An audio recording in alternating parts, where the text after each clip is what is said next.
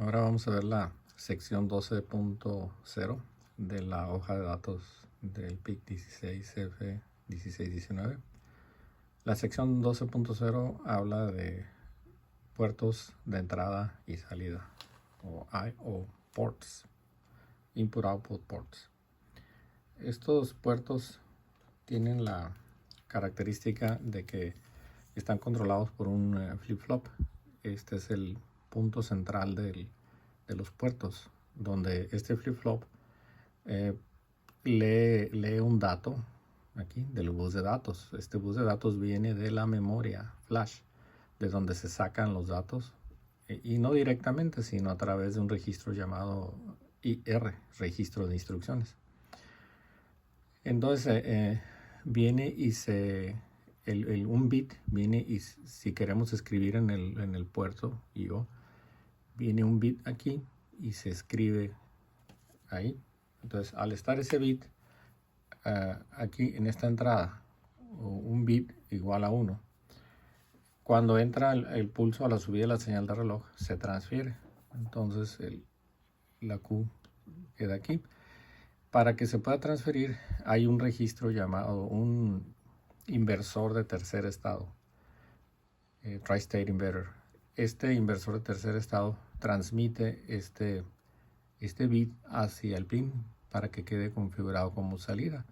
Pero obviamente para que la salida salga, pues este bit debe estar en 0 aquí.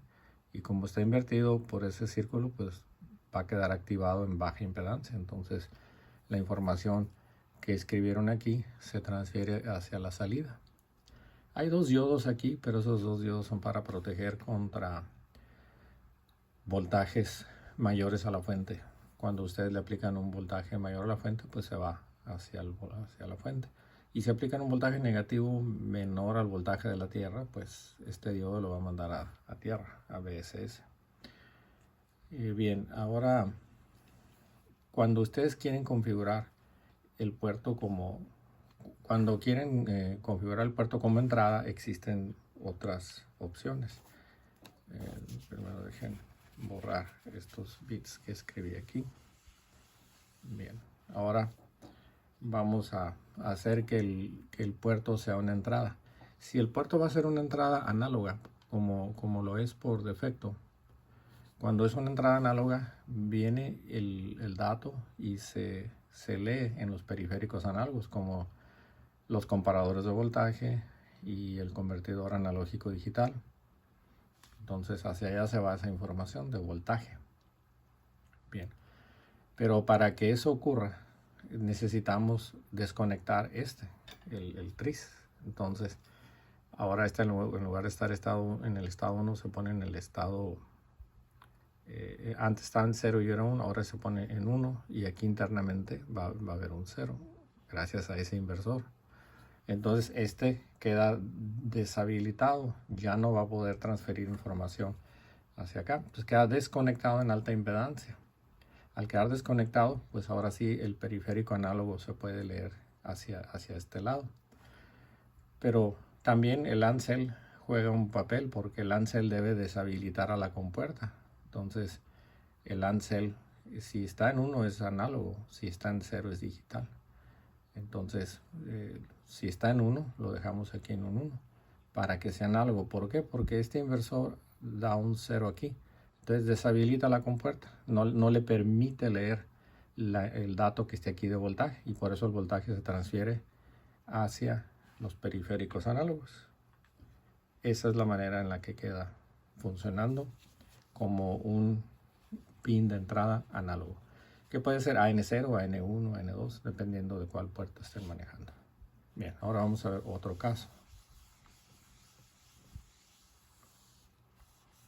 Bien, ahora, ¿qué sucede si el puerto queremos que sea una entrada digital? Pues quien lo va a leer ahora es este que está aquí, es la entrada digital. Y tiene que quedar en un 1, tiene que quedar habilitado, este transceiver. Cuando están así no son inversores, son transceivers o buffers, pero es un transceiver. Y entonces ya permite enviar información hacia el bus de datos para que esa información se vaya a la unidad de aritmética lógica y podamos decidir si eres un 1, si eres un 0, qué vas a hacer. Bien. Y para que este escriba, pues aquí debe haber en el AND debe haber un 0 y aquí va a haber un 1. Entonces, ahora sí ya va a ser un puerto digital. Este debe quedar deshabilitado porque no lo vamos a usar como salida, sino como entrada. Entonces, para que quede deshabilitado, para que quede como una entrada, los tris deben de ser 1. Todos los bits llamados tris, en ese registro tris, que ya vamos a ver dónde se encuentra ese registro. Entonces, internamente aquí le da un 0 y lo desconecta. Ahora sí, ya queda el puerto como entrada y va a leer hacia el bus de datos. ¿Okay? Nótese que esa información no pasa por el flip-flop, por el tipo, el registro tipo D, el data register. Pero lo que sí tenemos que ver es que hay dos maneras de leer el puerto. Leer el puerto es leer qué voltaje tiene, y ese voltaje, si cumplió con el voltaje de por lo menos la mitad del voltaje de la fuente, pues se va a leer como un 1 en la compuerta y se va a transferir. Bien, pero a veces cuando ustedes leen, el bit puede tener ruido y pero eso ya es cuestión digital de cómo eliminar esas características. Pero aquí ya está como entrada. Otra manera de leer el puerto está el registro latch o lat, se le llama lat A, lat B, lat C.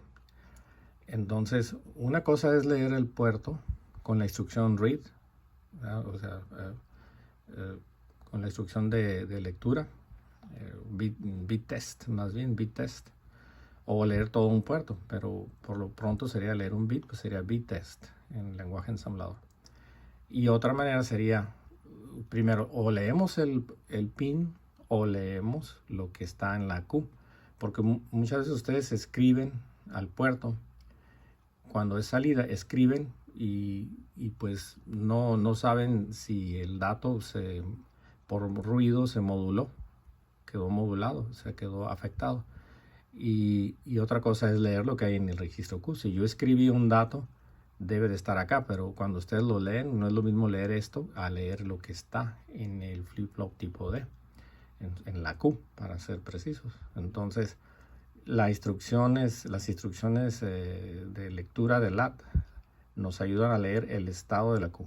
Las instrucciones de lectura del puerto nos ayudan a leer qué es lo que ocurre en el bin. O sea, son dos cosas diferentes.